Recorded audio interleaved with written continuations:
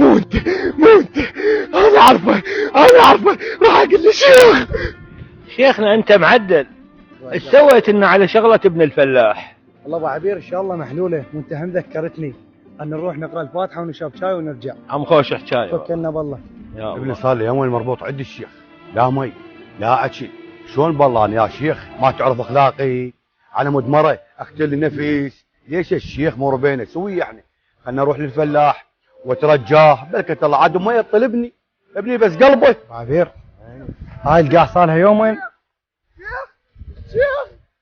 شيخ هاي المهبو شو تريد صابر الدنيا ثبر؟ لا شيخ ماكو شيء انت كشمر وياك. عظم الله لك الاجر حج حيدر، الله يجبر مصابك ويعوضك خير ان شاء الله. السلام عليكم. عليكم السلام ورحمه الله.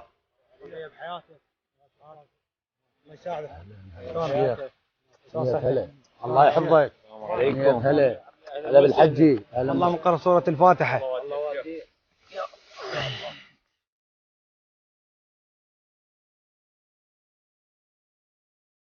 مي اريد مي اريد مي.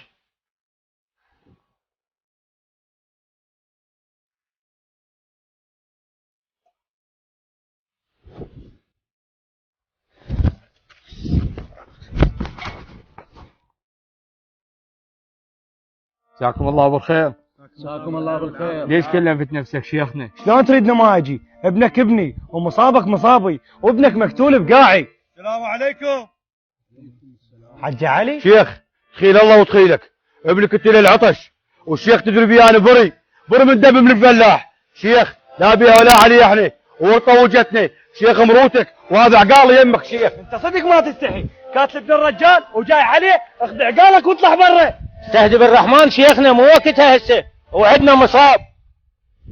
البس عقالك وروح، مو وقتها هسه. بري انا بري من دم من الفلاح. لا انا ولا ابني. وشيخ احسب حسابك، دير بالك من عندي بعد.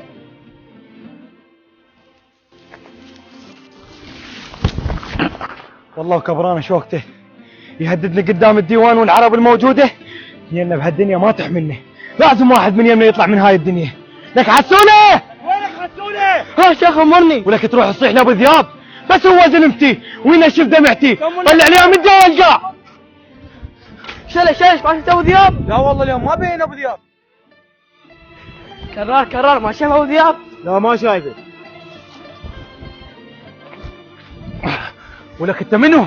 شو تريد مني؟ ولك اسمع ابو ذياب، انا شفتك بيوم ما قتلت ابن الفلاح، اسولف لك كل شيء لو عطرك وصلتين. انا راح اسولف لك بس اريد منك الامان.